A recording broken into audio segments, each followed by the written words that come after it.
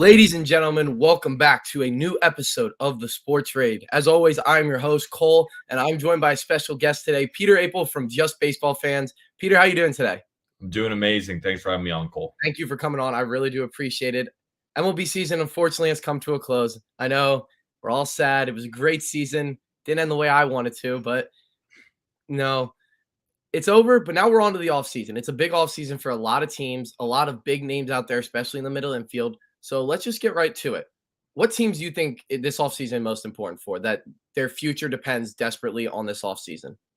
Well, there's a number of teams that I think are in the mix there. And it's a lot of the teams that have a lot of impending free agents, right? You know, you could talk about the Mets with Jacob deGrom possibly going, with Brandon Nimmo possibly going. They're definitely a team with big pockets that they can make some of the biggest splashes. And staying in New York, the Yankees are the same way, with Aaron Judge being on the free agent market. But there's a number of other teams that are definitely in the mix. That involves the St. Louis Cardinals, that involves your Phillies. There's a couple of teams out west. I'm interested to see what the Mariners do.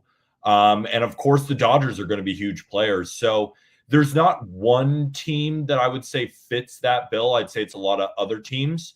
But with really in New York, with a lot of their players being the biggest free agents, and with how expensive those free agents will be, I feel like those are the two teams. But a sleeper team that I think a lot of people have to keep their eyes on are the Baltimore Orioles. Mike Elias, their owner, he basically came out and said that they will expand the payroll. And with such a young and exciting team, they're definitely someone to look out for.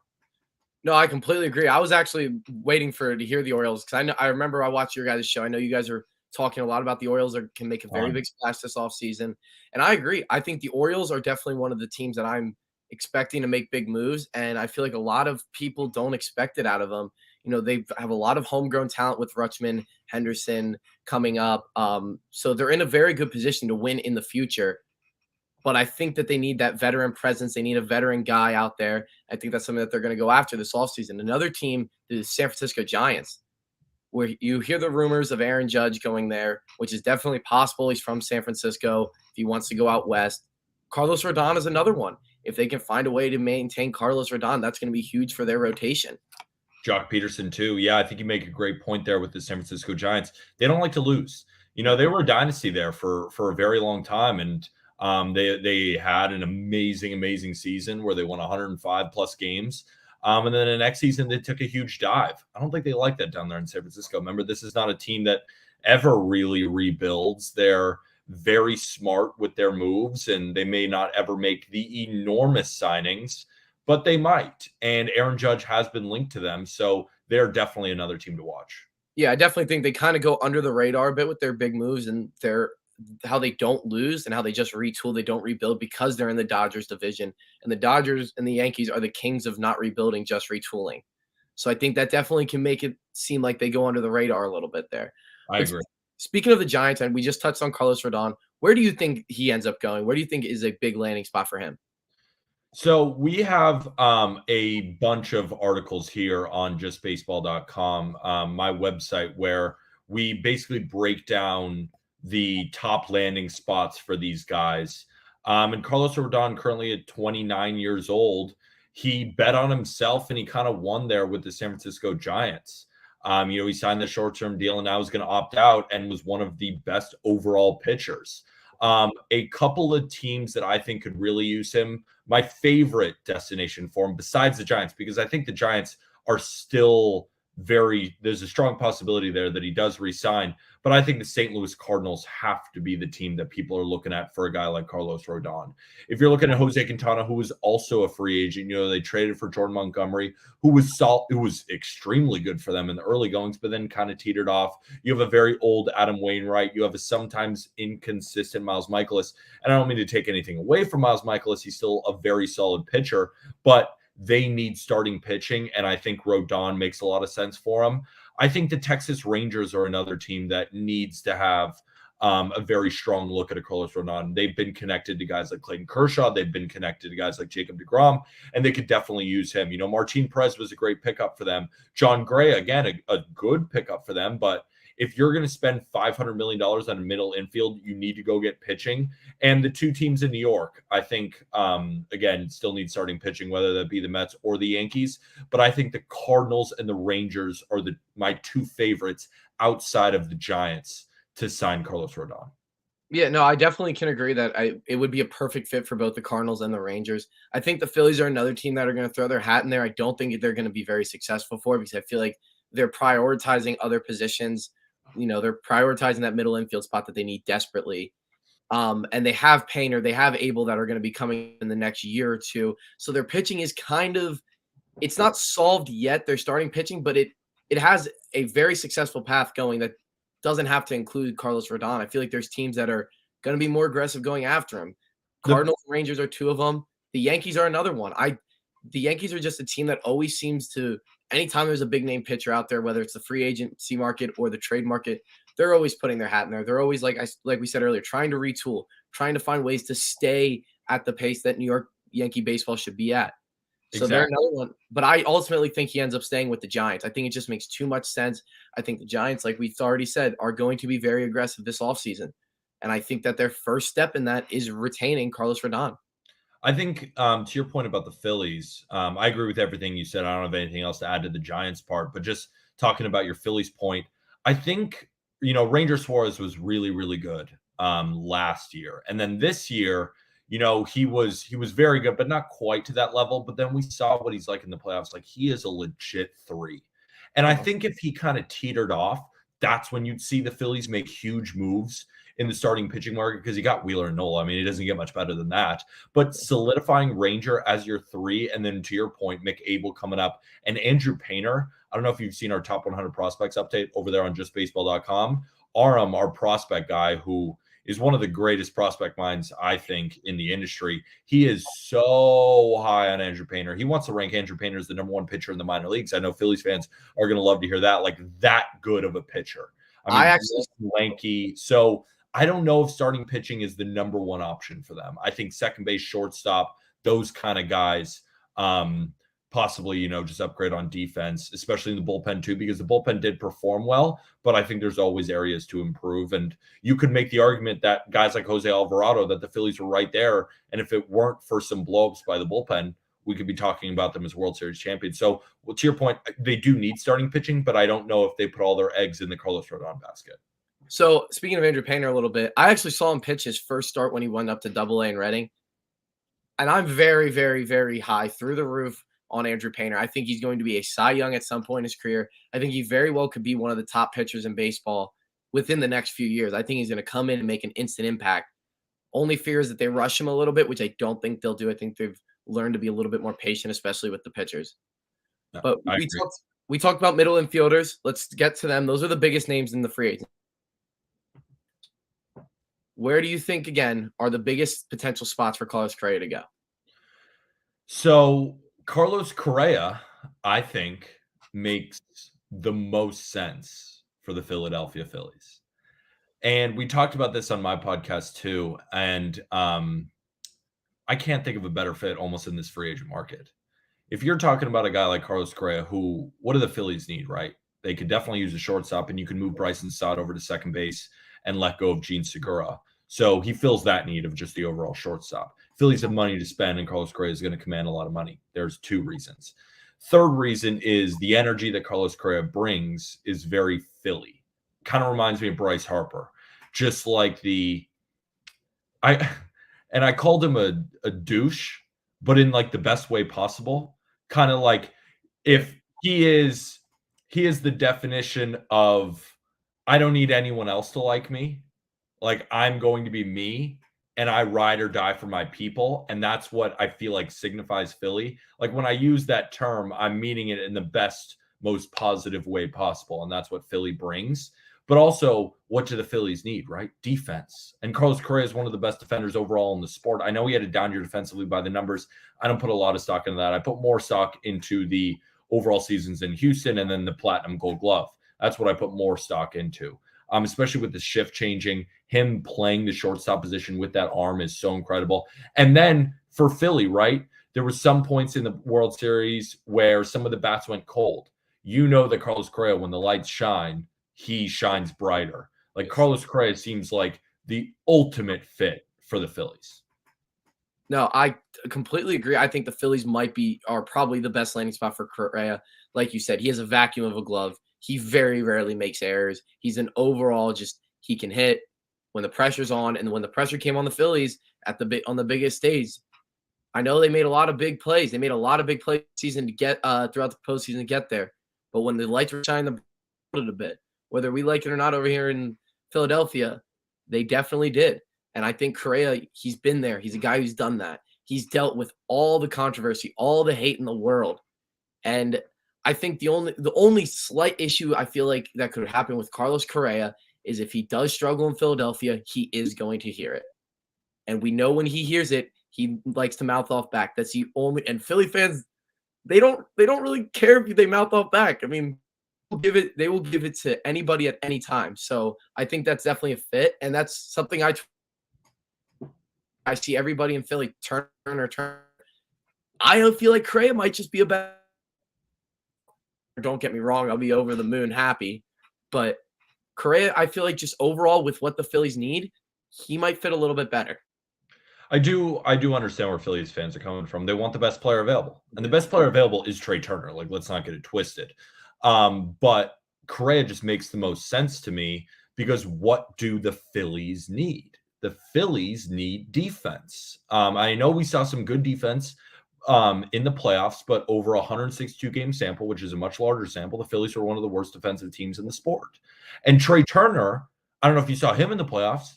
He wasn't that great defensively. No. Like there are even rumors that, you know, the Mets could sign him and that he would move to second base. I mean, this is not outlandish to think that Trey Turner could be a second baseman moving forward. Now, should he? No, I still think he should be a shortstop. But if you're looking at what the Phillies need, they need a guy like Carlos Correa. Like Carlos Correa at the same time, to your point, is he'll hear it if he's doing bad. But once he's doing well and he hears the Philly support, I mean, he's going to rally behind them. Like exactly like what happened to Harper too. Like when Harper, you know, had some struggles there, he heard it, and look at how he bounced back. Alec Bohm, look how he bounced back. Like that's how I see Carlos Correa, and that's why I just feel like it's a perfect fit there. While Trey Turner obviously makes sense there, they need a shortstop, and I wouldn't be surprised if Turner goes there. Correa he fits all the holes. Well, I don't know if Trey Turner does as much. Yeah, so we'll kind of lumping in Correa and Turner together here. I feel like one of them is going to end up in Los Angeles. I feel there's no way the Dodgers are going to let this slip through their fingers. They're going to end up landing one. I think that the other one lands in Philly. I think it just makes so much sense because both of them that's like the biggest thing the Phillies are going to need because they're going to run it back outside of that. Outside of shortstop and maybe another pitcher, it's going to be a lot of the same faces that got them there. And the consistency of either Turner or Correa will help drastically. The only thing that I would give Turner that slight edge over Correa for, like we said, with Correa with defense, it would be Turner's base running. The Phillies don't have a bona fide base. I mean, kind of in JT Realmuto, he's one of the best base running catchers in baseball. He is, I think. Yeah, I do agree. But Turner's somebody who can get you 30, 40 stolen bases this season. That's a good point. JT Realmuto is not going to get you. He's a 2020 guy. Turner also is, but he's going to get you a lot more stolen bases, and especially with that two spot, with the inconsistency of Rhys Hoskins, you leave Schwarber at leadoff, and now you get Turner on base. Now you got two guys on that get on base a lot with Bryce Harper coming up. So that's the only other reason. That's one of the only reasons for Turner over Correa for the Phillies. But I'm kind of in between them. But what about Turner? Where do you think are other potential landing spots for Turner? So I just think Turner's going to go back to LA. I think the Dodgers are going to end up re-signing him. That's kind of my thinking there. But to your point, it's like, what's more important to the Phillies? Is it a guy who wreaks havoc on the base pass, or is it defense? For me, at least looking on the outside looking in, and maybe you have a better, you know, as a Phillies fan, you have a better read on this. I just think it's defense. Like, I think that's more important. And like, there's no debate here. Trey Turner is a better player. So you're going to get more from Trey Turner than you will from Carlos Correa. Trey Turner is a better hitter. He's second in F4 since 2019, right behind Aaron Judge. Like he's one of the best overall players in baseball. So I'm pretty sure that Trey Turner will go back to Los Angeles because I don't think the Dodgers are going to go out and not get a shortstop. So I think both of those two guys, like whether it's Philly or the Dodgers, you're going to get either one of them. I think you never know too, because, you know, Brandon Marsh, he's new to Philly, and I'm curious if he could add some more speed on the base pass. Bryson Yeah. Stott, as he matures, could he add a little bit more speed? And then you still have Real Muto as well. So I just don't think the Phillies are in need of speed as much as defense. And then the Dodgers, they're going to open up the checkbooks and give it to someone. It feels like they're going to give it to the guy who has been their shortstop now and probably will continue to be so. Yeah, no, I agree. I personally prefer the defense. I'm tired of seeing the errors. Phillies commit way too many errors for my liking. But I have a slight preference of Correa over Turner just from a value and fitting standpoint, not as much from an overall talent standpoint. And he's going to be less expensive too. Yeah, Which is slightly less expensive. Yeah. And Philadelphia is a huge market, but it's not New York, it's not Los Angeles. So when you can find ways, maybe a slightly less overall talent but for a cheaper price and a better fit, it makes more sense. That's where I'm at too. Going off to the next biggest shortstop on the market, Dansby Swanson. I really thought the Braves were going to re-sign him at some point throughout the past offseason or this season. They didn't. Where do you think Dansby Swanson's headed? So I still think Dansby, is going to re-sign with the Braves. I said this, like I was wrong about Freddie Freeman re-signing, and I'm ready to be wrong again with Dansby Swanson. It's just like it's so hard for me to see Dansby in another uniform that doesn't have Braves on it, right? But so that would be my prediction. But if we're talking about other teams that I think make a lot of sense, I think the Mariners make a lot of sense for Dansby Swanson. I think, they gave J.P. Crawford a 5-year, $51 million deal. I don't know how much they might regret that. I don't see him as that great of a player. I think you can move him over to second base as well, or you could dangle him in trade talks. I think the Orioles are a great option there too. You can move Gunnar over to third. But again, my brain just keeps going back to the Braves as the best landing spot for Dansby. No, I completely agree. I do think he's going to end up with the Braves, but you said the Orioles, and that's absolutely the second team on my list when it comes to Dansby Swanson. And it's kind of for a similar reason I saw when you guys talked about it on your show. It's that veteran leadership. It's that guy who's been there. And I think that's just a perfect fit with that young team. They need a guy like Dansby Swanson in there. So if it's not the Braves, which I ultimately think he'll go to the Braves, I think it's going to be the Orioles. Actually, we're probably going to talk about a next shortstop next. I think I might have another spot there for our next guy. Well, that next guy is Xander Bogaerts. Xander Bogaerts. I would put Bogaerts on the Orioles because all those things that you mentioned about the veteran leadership, right? You're at some point, Xander Bogaerts is going to move off shortstop and most likely to third base. Yes. You have the great heir apparent in Gunnar Henderson. So if you really want Gunnar to play some shortstop and you want Xander's bat, which is better than Dansby's, and the Orioles have so much defense already because that's where Dansby's, best quality is, at least at this point, is on defense. He's a good hitter, but you pay Dansby because has established himself as one of the better defensive shortstops in the game and maybe was the best defensive shortstop in the game this year. So I would go get the bat with Xander Bogaerts. I'd put him at shortstop for now, move Gunnar to third, and then you could almost make the switch in year 2, year 3 of that contract. And Xander Bogaerts, if we're talking about a bat, that's one of the best on the market. And that all those qualities that you wanted Dansby with the Orioles, I think Xander gives you that, but he gives you the better bat and then allows Gunnar to play some shortstop in the future. All right. I actually have it kind of flipped. I ultimately think Xander's going to go back to the Red Sox. I think that the Red Sox are going to end up sticking with him. With him and Devers, I know they had a disappointing season, but they still have a lot of good pieces in there to be a good team in the next few years. And the Red Sox are kind of like the Giants. I feel like they get hidden how they don't often rebuild. They more retool, or it's a shorter rebuild because they're in the Yankees division. And the Yankees, once again, one of the kings when it comes to retooling, not rebuilding. So I think the Red Sox end up retaining Xander Bogaerts. I think Xander Bogaerts ultimately wants to stay in Boston too. I think he wants to stay in Boston. I think he wants to be with Rafi. But I do think if it's not the Red Sox, I think the Mariners are another team for a similar reason to the Orioles. Veteran leadership, a guy who's been there. The Mariners were there. They won a playoff series, and unfortunately they lost to the Astros. But the Mariners have a very bright future coming up, and I think J.P. Crawford making that move to second would fit, and I think Xander can play short for you for a couple of years. So I think it does happen. I think he ends up into the Mariners. Yeah, no, I like that move too. And I do think there's a high likelihood of him returning to Boston.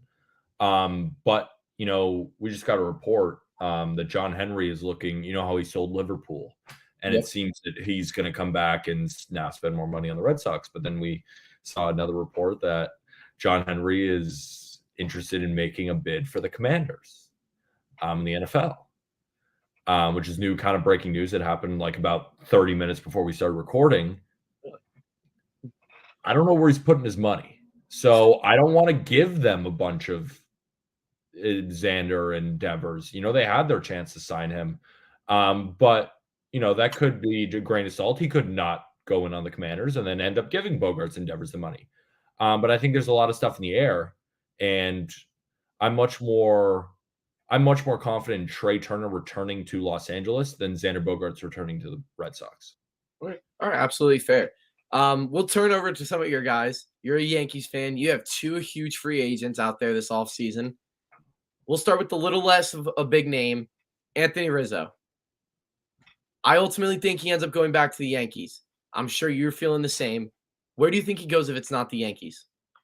It's a good question. Where do I think Rizzo goes if he doesn't go to the New York Yankees? Because Rizzo, he had a very solid, short little stint with the Yankees. And they really like him. And he deserves a 2-3-year contract. He was good in the playoffs. Besides Harrison Bader, he was probably the best position player for the Yankees. But if we're talking about other teams, because I do think he'll end up going back to the Yankees, but how about the Houston Astros? Yuli Gurriel was great in the playoffs, but we have, again, a larger sample of the 647 OPS that he had with the Astros. So I could see them potentially moving off him. I know the Brewers could definitely use a first baseman. And, the Cubs have Matt Mervis coming up, who's one of their better prospects, and I like him a lot. But I could potentially see him possibly returning back to the Chicago Cubs. I don't think it's going to happen. More of a dark horse pick. But I think the Astros will definitely be involved. I think the Brewers will definitely be involved. And also, I wouldn't count out a team like the Twins. I think the Twins could use another bat like that. They've had a Luis Arraez playing a lot of first base. But I think it would be better for Luis Arraez to play a little bit more middle infield, kind of use him all over. So I could see those teams kind of involved. But again, I think a lot of the Yankees free agents will again be Yankees. Yeah, no, I definitely think my number one spot where I think he's going is the Yankees. I think it just makes too much sense. I think that they can offer him the most amount of money. But if it's not the Yankees, I don't know what it is, this weird feeling, and I know they were interested in him a little bit in the last offseason, the Marlins. Yeah, he's a Florida guy. Yeah, he's a Florida guy. The Marlins have a lot of talent, a lot of young talent there, and another team that kind of needs veteran in there. Their pitching staff is going to be insane again this year. They have Jazz Chisholm. They have a lot of young guys there. I think the Marlins could definitely use him, but ultimately, it really makes the most sense for him to go back to the Yankees. I think Rizzo wants to win, and the Marlins window is not open. Yeah. To put it softly, to put it nicely. So I agree. It makes a lot of sense. He's from Florida. They need a first baseman. He adds a lot to their lineup, but hard to really see that happening. Yeah. So going to the big Yankee name, Aaron Judge. A lot of murmurs where Aaron Judge is going. I think there's only really 3 possible teams that Aaron Judge will go, and that's the Yankees, the Mets, and the San Francisco Giants. I love to mess with my Yankee fan friends and say he's going to the Red Sox, but I know that's not going to happen. Where do you think Aaron Judge ends up, and why? Ultimately, I do think that he will re-sign with the New York Yankees. And I think it's going to be for a lot of money. There was a presser that came out. So all the GMs are in Vegas currently. And Brian Cashman was asked by the media, have you been in contact with Aaron Judge's camp? And he said, no comment. Kind of gave a sly little smile. Now, how much credit or how much thought do you want to put into that little thing? I don't know. But what I do know is that the Yankees will never be forgiven if they don't re-sign the face of the franchise. And it's going to be a lot of money. So I do think he's going back to the Yankees, but there's a very decent chance that he doesn't. And the two teams you mentioned, of course, are in on it, but don't count out the Los Angeles Dodgers. I want to fire back on you, not fire back, just kind of ask you a question. Who's their left fielder moving into next year? Honestly, you know what? Now that you say that, it makes some sense. It does make some sense. I don't know what it was. If I just didn't think the Dodgers would do it. I think maybe the mixture of the fact they just got Freddie Freeman last season and they're re-signing Turner, but it is the Los Angeles Dodgers. They basically have unlimited money to spend. So Dodgers are the sleeper team. That is actually a really good point. Let's say the Dodgers lose out on Trey Turner. They have Trace Thompson playing left. Chris Taylor is just not the guy anymore. Yeah. They have Bellinger, who will be a free agent after the season. You put Judge and Mookie in the same outfield? Don't count them out. Well, I don't even know if there's a point to having a season if the Dodgers end up getting Turner and Judge. I would just. But at the same time, we've gone through this before with the Dodgers, and they have one World Series to show for it. So you can have as many players as you want in the regular season. It's all about what it comes down to in October. And yeah, they would for sure be the favorites. They'd probably be my pick. Just like they were last year. Like at the beginning of the season, I had the Dodgers winning the World Series, and look how that ended up. So it all ends up in October. So I never like a team gets everybody. I never count it out anymore because it's like the Astros are still going to be really good. And, you know, the Mets are still going to be good. The Phillies, like what? You're going to count the Phillies out? The Cardinals are going to be really good again, too. And the Cardinals are definitely going to be in the talks for all of these shortstops, too. We didn't really mention them in talks for these shortstops, but I think the Cardinals will be in the mix for every single one of these guys. Yeah, I feel like the only thing with the Cardinals with those, I think there's a better spot for each of them than the Cardinals. I feel like every player kind of has this best spot, and there's a team that could use them a lot more than the Cardinals could. So I definitely think that overall, I don't think the Cardinals are going to be able to get one of those guys, but I wouldn't be surprised if they do, especially Xander Bogaerts. Because I know if there was a place that he would have got traded to during the season, it was going to be St. Louis. I had my eye on it, but I really think if the Cardinals wanted him, they would have made their move when they had the chance. And I don't think they have one now. Yeah, I mean, they easily could go get him too, because as you know, he's probably going to move off the position, and they have Mason Wynn, who's their top prospect. I mean, not top prospect because they have Jordan Walker of all people, but they do have Mason Wynn, who throws 100 miles an hour across the infield, very shiny prospect. But what goes undervalued about Mason Wynn is his offensive production was very good, and he's going to start the year probably in Double-A or Triple-A, most likely Double-A. But he's a very, very solid prospect, and he could be the shortstop of the future, kind of similar to why the Yankees aren't in talks with a lot of these shortstops. You know, they have Anthony Volpe, they have Oswald Peraza, and the Cardinals have a similar player in Mason Wynn. No, definitely think that the Cardinals, that makes a lot of sense on why the Cardinals wouldn't get one.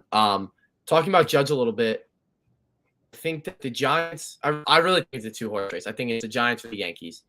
Really that's who I've just have that feeling it's going to be the Giants or the Yankees. I ultimately think he stays with the Yankees. I think he wants to be a Yankee. I don't think the Yankees are going to do this to themselves because they will never, ever, ever hear the end of it. If they let Judge walk, they let Judge go somewhere else without getting something for him. You don't let a guy like Aaron Judge go unless your team can't win. Like Juan Soto. That's the only way. Like that Juan Soto situation is the only way you can let a guy like Aaron Judge, Juan Soto, Bryce Harper, you can let them go. Exactly. That or they don't want there. Bryce Harper didn't really want to be in Washington. Soto didn't want to be there because Washington was losing. And it's funny, there's a little bit of a pattern here.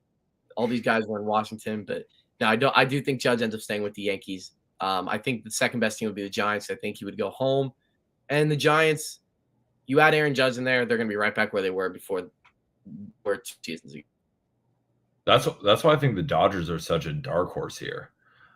Because like we're talking about going home with San Francisco, it's not that far to LA.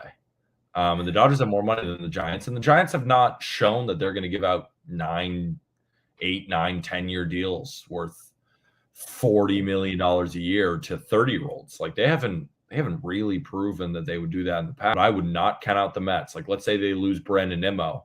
Aaron Judge played more games in center field this year. Like, I mean, it would be the most Steve Cohen move to say, you know what, Judge, we're going to give you way more than what the Yankees are offering. and we're going to become the big brother in New York if we get Aaron Judge. Yeah, and that would be mental torture on mainly Yankees fans, but would still be mental torture on Phillies fans to an extent because I would never hear the end of Mets fans, and Mets fans don't ever leave me alone. Yeah. Never. Yeah. Never. Yeah. So switching over from free agency, let's talk about the trade market. Who are some potential big names that you could see getting traded this offseason? It's funny, I haven't dove deep into the trade market that much. There really hasn't come. It's more about the free agents. I don't think that any big time players, like I think, there was all the Juan Soto talk, right? That was coming out, but then he ended up getting traded. There was a lot of moves done at the deadline. I don't really have like a lot of players in mind that I think will get traded. I don't know. Maybe you have some ideas and maybe you want to bounce them off me, but really on the trade market, like I think that's going to be one of the weaker parts of this offseason. No, I tend to agree that it is going to be a weaker trade market. Kind of reaching. I don't know if they're going to be willing to do that, but I could see a team that needs a that wants to improve at first base, like the Phillies or the Brewers, going after a guy like Christian Walker. I don't know if the Diamondbacks are in that weird spot where you don't know if they're progressing to be a good team or if they still stink. They're in a weird spot, so I don't know if they'd be willing to get rid of Christian Walker. But it's just something that I looked into. That's one guy that I just looked into as a potential trade because the Brewers need a first baseman. And if the Phillies want to improve at first base with somebody that can still bring value to the lineup, it would have to be Christian Walker. And with how good Christian Walker was on defense, too. Yeah, and then that's the thing. You're talking about a team that, like we said earlier when we were talking about Correa, bad defense, especially from Rhys Hoskins in the postseason. I think that left a lot of bad taste in people's mouths. That and the fact he got ice cold after the 7-run game. I don't think he had a hit the rest of the series. Struck out about every single time too. So, especially when you're batting second, you can't be doing stuff like that. Stuff can't happen.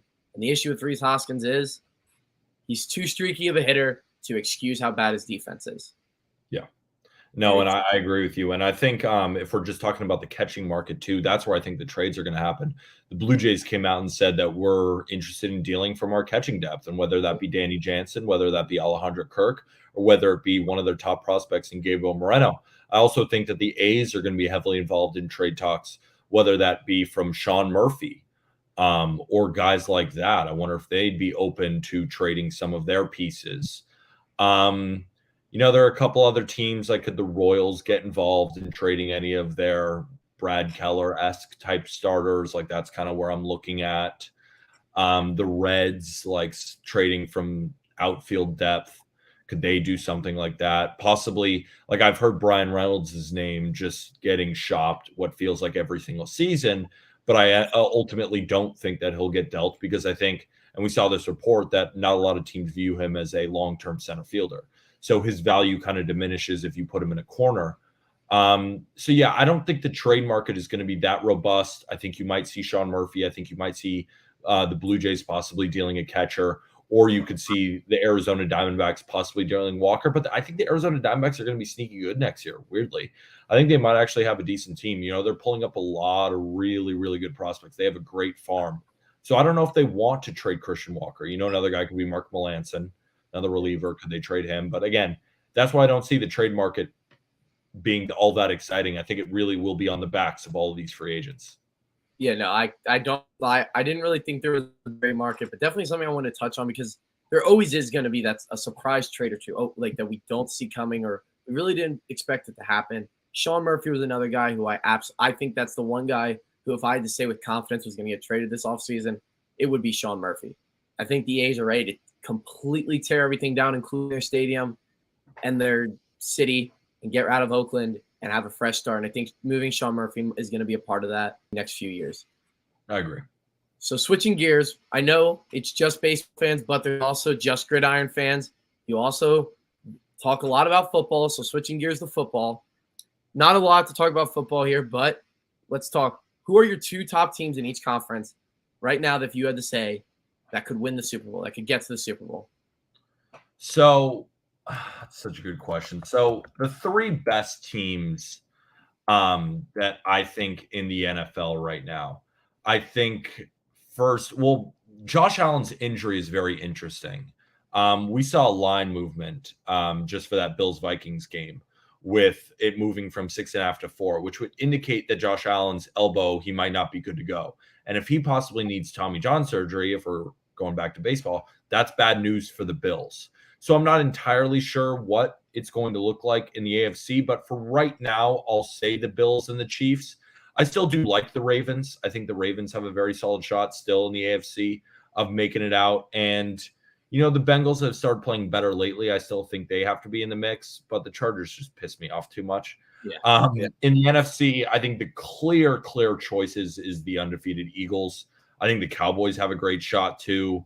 The 49ers, I don't really buy into the Vikings. But if you're asking for my two top teams in the AFC, I would say the Bills and the Chiefs. And in the NFC, I'd probably say the Eagles.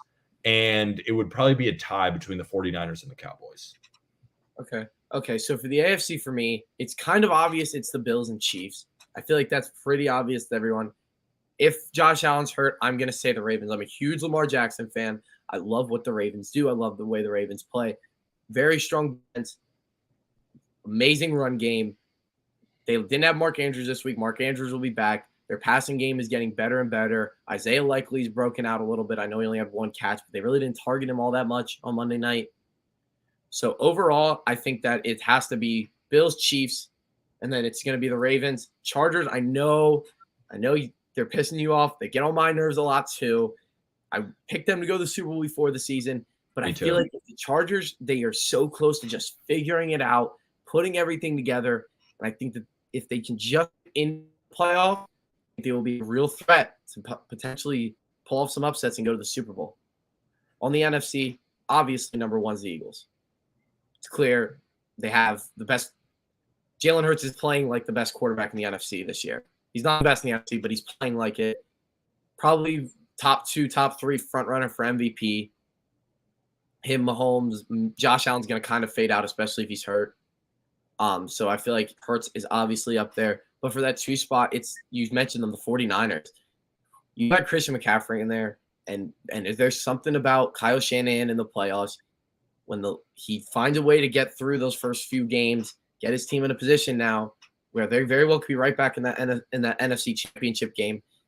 And I know Jimmy Garoppolo is the quarterback, and I'm super high on Trey Lance coming in, but Jimmy Garoppolo has won with this team before.